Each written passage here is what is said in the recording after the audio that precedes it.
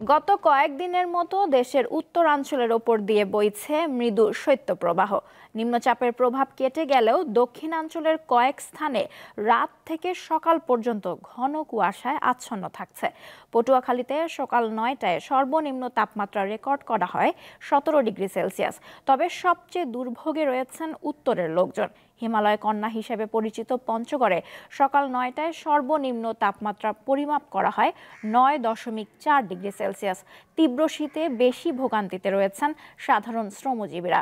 অনেকেই খড়কুটো জ্বালিয়ে শীত নিবারণের চেষ্টা চালাচ্ছেন। এছাড়া নওগাঁয় সর্বনিম্ন তাপমাত্রা ১২.৬ ডিগ্রি সেলসিয়াস এবং কুড়িগ্রামে ১২.৭ ডিগ্রি তাপমাত্রা রেকর্ড করে স্থানীয় আবহাওয়া অফিস। উত্তরের শীতের আরও খবর জানাতে এবারে পঞ্চগড় থেকে যুক্ত হচ্ছেন সহকর্মী গোফরান বিপ্লব।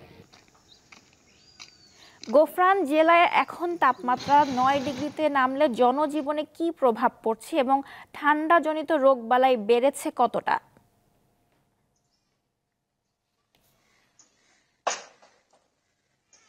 জি নওশীন, উত্তরের জেলা পঞ্চগড়ের উপর দিয়ে দ্বিতীয় ধাপে মৃত্যু সত্য প্রবাহ প্রবাহিত হচ্ছে। আজ সকাল ৯টায় সর্বনিম্ন তাপমাত্রা ৯.৪ ডিগ্রি সেলসিয়াস রেকর্ড করছে তেঁতুলিয়া আবহাওয়া অফিস। গত দিনে এই তাপমাত্রা ছিল ১০.৩ ডিগ্রি সেলসিয়াস এবং দিনের যে সর্বোচ্চ তাপমাত্রা ছিল ২৭ ডিগ্রি সেলসিয়াস। বাতাসের আর্দ্রতা ৯৪% এবং প্রতি ঘন্টায় বাতাসের গতিবেগ ৬ হতে ৮ কিলোমিটার। আসলে শীত মানেই জনদুর্ভোগ, বিশেষ করে এই অঞ্চলের মানুষের জন্য, বিশেষ করে শ্রমজীবী মানুষ যারা আছে, নিম্ন আয়ের মানুষ আছে, তারা আসলে শীত নিবারণের জন্য তারা তাদের প্রস্তুতি যেটুকু সামর্থ্য অনুযায়ী তাদের প্রস্তুতি নিয়ে রেখেছেন। বিশেষ করে খেটে খাওয়া মানুষ যারা আছে, শ্রমজীবী মানুষ, তাদের আসলে সকাল সকাল কাজে যোগ দিতে হয়। এই কারণেই কিন্তু তাদের আসলে অনেক দুর্ভোগের শিকার শেষ থাকে না। আমি কথা বলেছি কৃষি শ্রমিকদের সাথে, তারা বলছে যে আসলে সকাল সকাল তাদেরকে ফসলের খেতে যেতে হয়, কাজ করতে তাদের অনেক কষ্ট হচ্ছে। তারা তাদের যে সঠিক যে কাজটুকু সেটু সঠিক সময় তারা শেষ করতে পারছেন না। আজ সকাল সকাল আমরা রোদের মুখ দেখতে পেলেও কিন্তু এই রোদ বিকেল হতে না হতেই মিলিয়ে যাচ্ছে।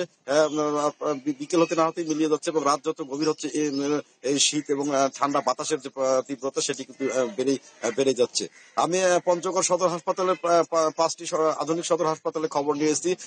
যেমন পঞ্চগড় আধুনিক সদর হাসপাতালের শিশু বিশেষজ্ঞ ডাক্তার মনোয়ার হোসেন আমাকে যেমনটি বলেছেন, প্রতিদিনে হাসপাতালে শিশুজনিত রোগীর সংখ্যা বৃদ্ধি পেয়েছে। বিশেষ করে আউটডোরে ১৫০ হতে ২০০ শিশু রোগী তারা নিউমোনিয়া, টাইফয়েড এবং শীতজনিত রোগে আক্রান্ত হয়ে হাসপাতালে চিকিৎসা নিচ্ছেন। বেশি যারা আক্রান্ত হচ্ছে তাদেরকে ইনডোরে ভর্তি করানো হচ্ছে এবং তাদেরকে সুস্থ করে আসলে ছেড়ে দেওয়া হচ্ছে। আর যারা কম আক্রান্ত হচ্ছে তাদেরকে ইনডোর থেকে তাদেরকে শেষ করে দেওয়া হচ্ছে, বাসায় ফিরে দেওয়া হচ্ছে।